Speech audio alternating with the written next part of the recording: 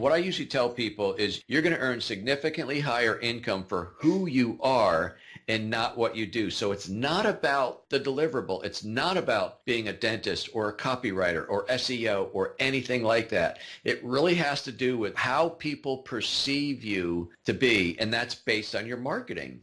Welcome to the My Future Business Show, where we get you in front of your best audience and keep you there. Not only are we interviewing the biggest names in business to help you become even more successful, we're inviting you to book your spot on the show to help you grow your business. So at the end of the call, make sure you fill in the interview application form at myfuturebusiness.com/interview. Hi and welcome to the My Future Business Show. My name is Rick Nusky, and I have to say I'm sitting here with Jim Palmer just having an open, relaxed conversation straight off the bat. We're going to be covering off more about business, more about how to build your ideal business, and importantly, a lifestyle. Welcome to the show, Jim. Rick, thanks for having me on, man. We're connecting from quite a distance. Yeah, absolutely. Where are you? We are currently in Florida. My wife and I live on a boat, which is part of our dream lifestyle, and so we travel up and down the East Coast of the United States. But we're closing out the winter season, but it's very sunny here. Yeah. I've shoveled my last driveway, as I like to say, because I used to be from the Northeast up in Pennsylvania. Do you follow the sun? You stay away from the winter and follow the sun?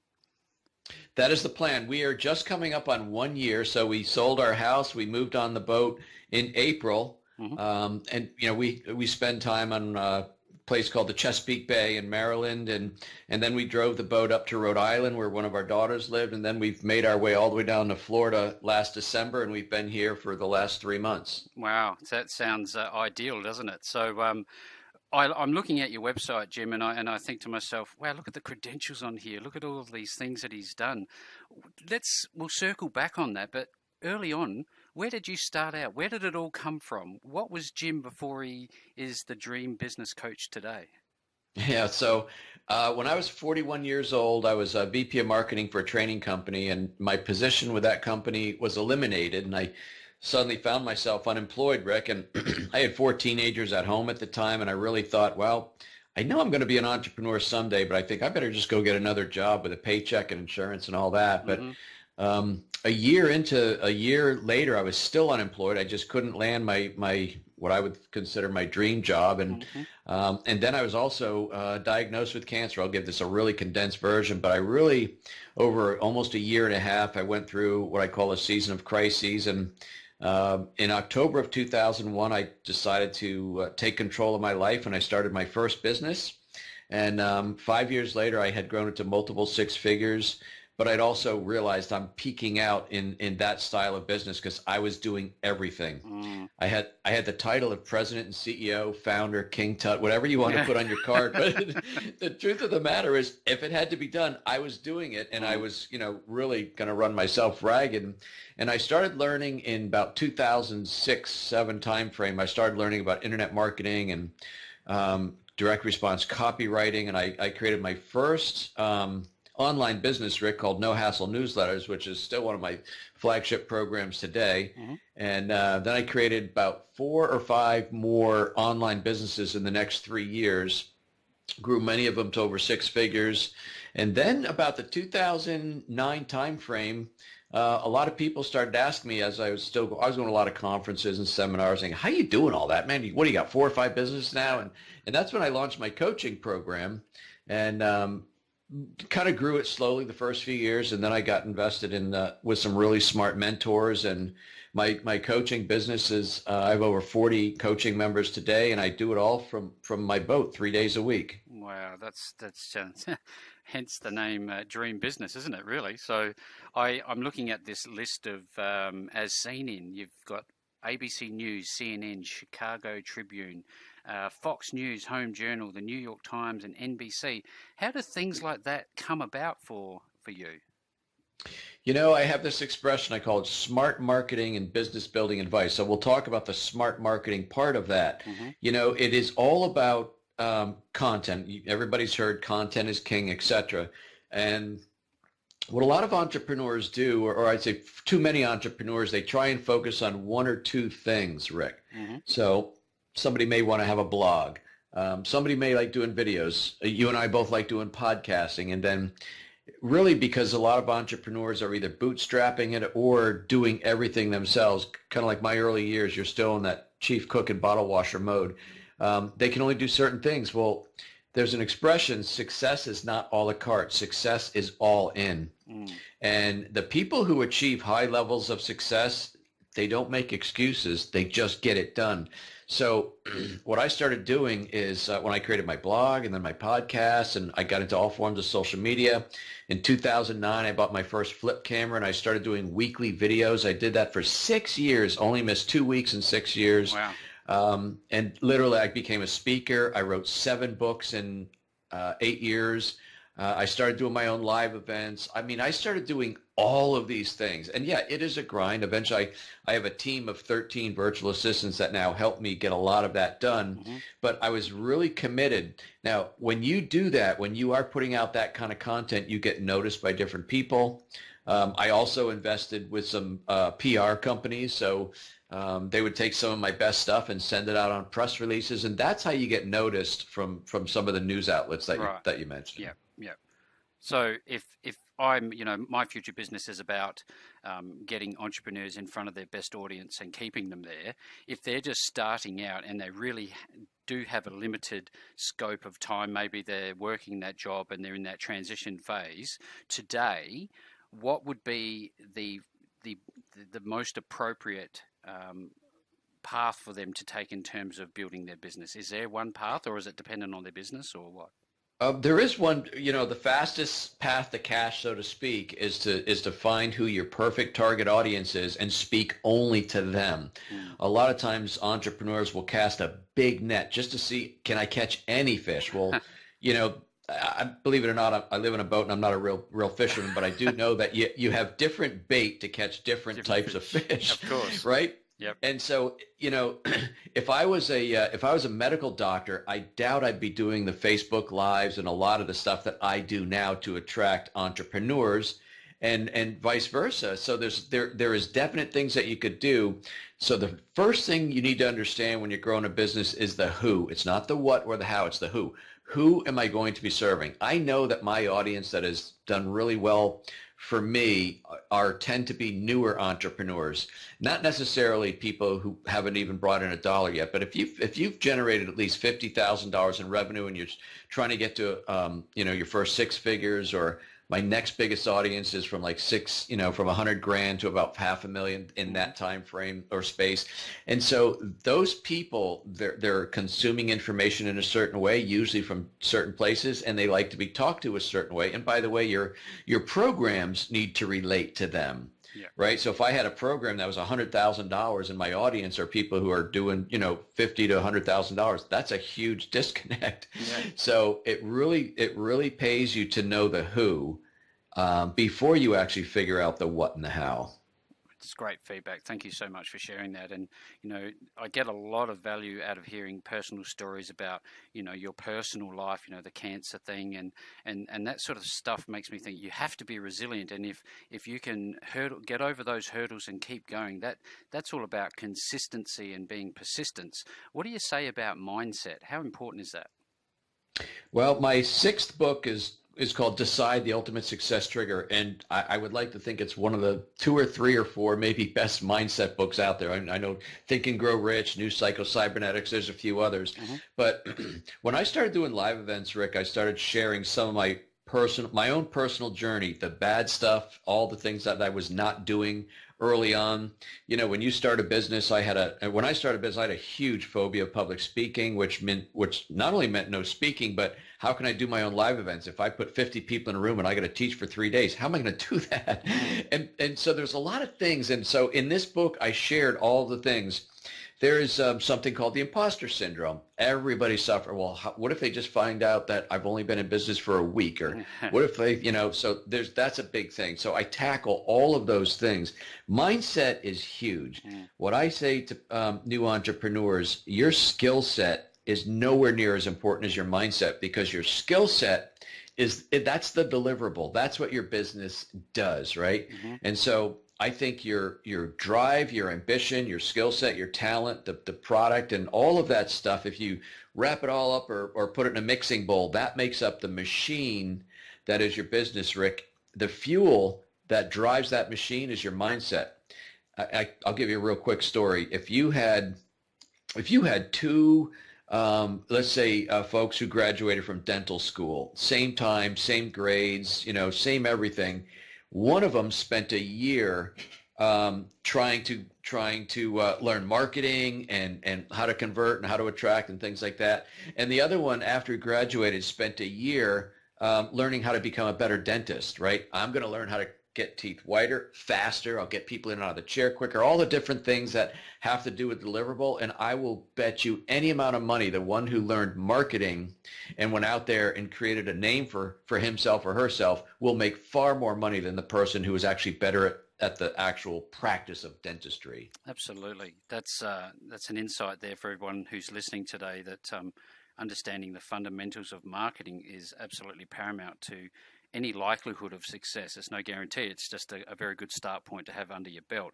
Jim, right. When we look, can I share one more thing? Absolutely. If I can interrupt you. So there's one more thing I want to share with you, and I can tell the way our conversation is going. It is a conversation, so you're probably not going to ask me, what's one thing you'd like to leave people with, which is usually the answer I give now. But I want to share something because it really speaks to what we just talked about. Mm-hmm. And this is it. And what I usually tell people is you will earn significantly more income for who you are than what you do. I'm going to say it one more time. You're going to earn significantly higher income for who you are and not what you do. So it's not about the deliverable. It's not about being a dentist or a copywriter or SEO or anything like that. It really has to do with how people perceive you to be, and that's based on your marketing. When I got in the newsletter business, that was my first business, and I never went to school for design. I was a self-taught hack at the computer with some desktop publishing. I never learned how to be a writer, but I knew enough to create some really good newsletters. And what I did is I branded myself the newsletter guru, and that suddenly people who were like, wow, the newsletter guru, that guy must be freaking smart, right? And I was good at what I did, but it was because I branded myself that. And then when I started coaching, I mean, do you know how many people call themselves small business coaches? But to me, I went with the whole dream business thing, because if you want to create a business, why not create a dream business that allows you to live your dream lifestyle? And I've got other tenets of that, but it really is about who you are and not how good you are at what you do. Yeah, that's great. I just look at some of the things you're saying, and they just resonate with myself, and I know that they would resonate with our audience. Your focus seems to be on the coaching space. Is there something? Is there one particular modus operandi for you that you enjoy the most in your business? I so enjoy coaching with people and helping them. I'm really good at marketing. I think that's the skill and talent that I've been blessed with. But what really lights my fire is the mindset piece, because when I help people either achieve higher levels of success faster or do things. I was just interviewing a former client of mine, and this person, it was a woman, swore she would never write a book. I don't know how to write a book. No one's going to want to read my book. Well, she wrote a book, and it has done very well, and it's helped her create a six-figure business. Wow, it's on gangbusters. Yes, and things like that just, they light me up, Rick. Don't get me wrong. The paycheck is nice. If you got a successful business, you should be earning a nice paycheck. But helping people create their own dream business, that just rocks my world. I always love to talk about the person behind the business, in this case, you, Jim. What do you do in your downtime? What do you love doing the most aside from your boat? Do you enjoy doing any sports? What do you do with your pastime, which you probably have a fair bit of, I suspect? Well, in my past, I like to play guitar, although, I say in the last, 17 or 18 years, I've been an entrepreneur. I've worked more hours than I did my previous 25 years or 30 years of my career. Mm-hmm. But honestly, what I've done what I've been able to do for the last 4 to 5 years is I've created a schedule where I'm working 3 days a week. And that allows me to either travel on the boat. So I work Tuesday, Wednesday, Thursday. That means Friday through Monday, my wife and I can be traveling on the boat. We can be going to visit different places, which we love. We can spend a lot of time with our children and or grandchildren. Mm-hmm. There's just a lot of things that we didn't do for, I mean, a solid 25 years when we were raising our family. My kids are all grown. Our youngest kids are 30 and we have a 35-year-old. So they're full adults. Hmm. And, when you're in that mode, when you're in the family raising mode, there's a lot of things that don't get done, right? Yeah. Or things that get put off till that's your time again as a couple, which is post kids. But so that's what we do. I mean, honestly, we live a pretty simple life, although most people don't think living on a 50-foot boat is a simple life.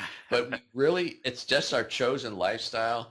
And it's all my wife's idea, by the way. She came home a year ago and said, it's time we go on a big adventure. And we created a blog for our adventure. It's called ourfloatinghome.com. The name of our boat is Floating Home. So if anybody's curious what the boat looks like or our travels, go to ourfloatinghome.com. But we named the blog from practical and predictable to exciting and adventurous. Yeah, definitely. And that kind of describes our lifestyle right now. We didn't want to wait until we fully retire and until we fully say, okay, now let's go have some fun. We wanted to start having fun.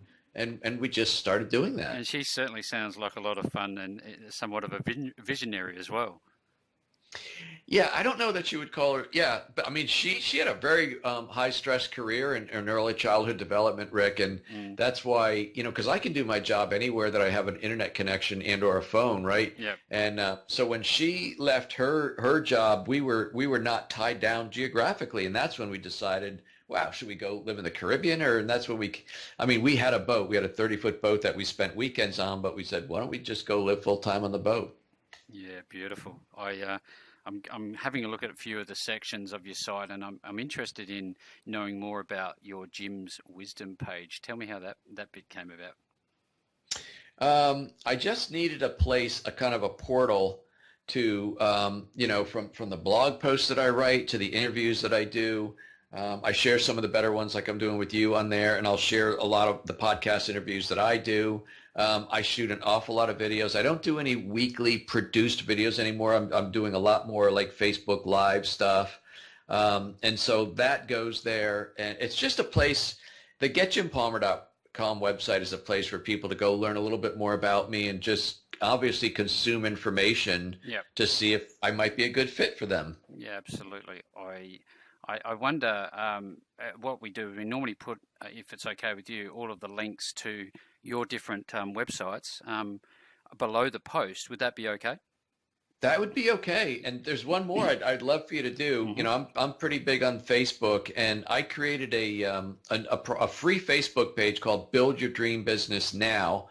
And we're almost at 400 entrepreneurs and small business owners. Almost all of them are in the newbie stage. Yeah. So if the folks that are listening to your show want to connect with me, it's a place that I'm spending a lot of time. They can ask questions in the group. There's a lot of smart people besides myself that can give support, but I'm also doing something called Free Training Thursdays, and every Thursday, Rick, I come on and I teach some kind of a marketing or business building strategy. But the name of the group on Facebook is Build Your Dream Business Now, but I created a URL because that's a little hard to remember. It's DreamBizGroup, DreamBizGroup.com. That'll take you right to the Facebook group. And anybody who's an entrepreneur and wants to learn, you can certainly click the apply button, and happy to have you. Absolutely. Everybody who's listening today, definitely click over to talk with Jim. Jim, just one more question. When you do your videos on Facebook, they're raw, they're uncut. How do you deal with mistakes? Do you just continue on the fly with them? Oh, definitely. Mistakes are a fact of life. I mean, thank goodness I've got an editor that takes my 8th grade language and makes me sound a little more intelligent. And I'm only kidding. I did graduate high school. Yep. But it's interesting that when I started doing videos in 2009, I thought because I was a businessman, I needed to have, you could probably tell a lot about me just from how we're talking. This is me, right? So I'd have to put a little bit of a pretense on to be something other than what I'm doing right now. Yeah. But yet when I started doing video, because I knew that's a new up and coming thing, I suddenly found myself talking in a little more serious tone. Now, I don't wear a suit. I basically work out of my home office. But I found myself trying to act a little bit more like a businessman. And I had such a slow go of building an audience. And then one thing happened. I used to try and do something which I like to combine information and entertainment, Rick. So the information part is just me sharing business stuff and marketing. But the entertainment is I didn't want to just stand in front of a bookcase and have the camera take me from the chest up. So when we lived in our home, we lived near a lake, and my wife and I had kayaks. So I would go out in the lake in my kayak and put the video camera right in a little cup holder, and I'd shoot a video that way. Oh, wow. Well, there was one time in April, so it was a nice sunny day, but the water was still pretty chilly. Well, I'm getting in my kayak and I slipped and kind of like on the green moss or whatever, and I got all wet. And I said, "Well, crap! I got to shoot my video, or it's going to be a wasted trip." And something in my head, as I'm starting to talk about this show, what I was going to share with them, something in my head said, "Tell them what just happened." So I actually blurted out, and I didn't get all goofy, but I said, "I just got to share with you what happened." And all of a sudden, I started getting comments and things like that. And what I took from that, Rick, is that, when I opened up and just was a little more real or authentic, that started. And so next thing you know, I'm walking my dog. We had a dog named Toby at the time. I'm walking him, and I had my camera on a selfie stick, and there's Toby. Oh, yeah, wait a minute. I got to come back to you. Toby's got to go. And it's just like, you know what the most powerful thing about video is? It lets people get to know you in a way that they can't get to know you by reading your blog posts or by seeing your quotes on Facebook. They see what you sound like, they can tell your voice, they hear your voice inflection, and they can, when I do my Facebook Lives now, I'm sitting up in my captain's chair on the bridge, and I say, "Hey, Jim, this is Captain Jim Palmer coming to you from the bridge of my floating home. I want to share with you something today." And that's it. And so, do I make a mistake? Every single time I shoot a video, I make a mistake. And I just roll with it, because who doesn't do that? Who doesn't do that? And that's where I really wanted to touch on the video today, because I've seen that you've done dozens of them. And, they are raw, they are real, and they're a good connector. And so many people, and I'm guilty of this as well. When I first started doing videos, it was very scripted, and I had a whiteboard and all the rest of it. And I had to be A, B, C, D, and no mistakes, and cut out the mistakes. And now it's not about that. It's about being a human being, isn't it? It really is. And honestly, I probably go to a Facebook Live at least 3 times a week. And then I do my training in the Facebook group. I do that right into Facebook Live into that group. Talk about the chance for a mistake. I teach for usually half an hour to 40 minutes live. Yeah, live. The potential is great, isn't it? But it really goes to show that, number one, the depth of your knowledge. I mean, I do have a few notes to kind of spur on my brain, but then I'm just off to the races sharing a story and things like that. But it really, people want to connect with somebody who they can relate to, not only just somebody who they perceive to be smart, but who they can relate to. Yeah. Honestly, if you seem a little too perfect, it's actually a turnoff. Yeah, absolutely. Absolutely. And you do get a lot more feedback. Well, at least I personally tend to respond to those who I connect with, who are fumbling around a little bit, being a little bit vulnerable. Absolutely. So, yeah. Because like I said, everybody is that way. It's really, it really is a very high level strategy when you do a lot of speaking. If you're speaking to a group of 500 people or 100 people, it doesn't matter. You want them to know what you're talking about, right? You want them to know that you understand the topic, etc. But you also want to walk a fine line. You don't want people to say, "Okay, I can see how Jim does that because, well, he's Jim, or because he's super smart." You need to be able to have your audience understand that's how it's done, and I think I can do that too. So it's a fine line between the positioning, which is what I kind of mentioned earlier, but it's more of who you are. But the who you are part, you need to be relatable. That's why I'm very candid with, I was unemployed for 16 months. I had cancer in the middle of that. That's part of my backstory, and everybody can relate to those certain things. Jim, it's been an absolute pleasure to have you on the show today. We could talk for hours. I'm absolutely certain of that. Everybody who is listening to the call, make sure that you jump over to getjimpalmer.com and the Facebook group, which I'll put the links at the bottom of the post. You will find this on Stitcher, iTunes, myfuturebusiness.com, all of our Facebook pages and groups. Jim, thank you very much for being on the show, and we will talk with you again soon. It's been a pleasure, Rick. Thanks for having me on. It's been fun having you on the call with us today. Now click on that big red subscribe button and make sure you leave us a comment, share us with your friends, and join the growing list of leading entrepreneurs who have enjoyed their time on the show at myfuturebusiness.com/interviews.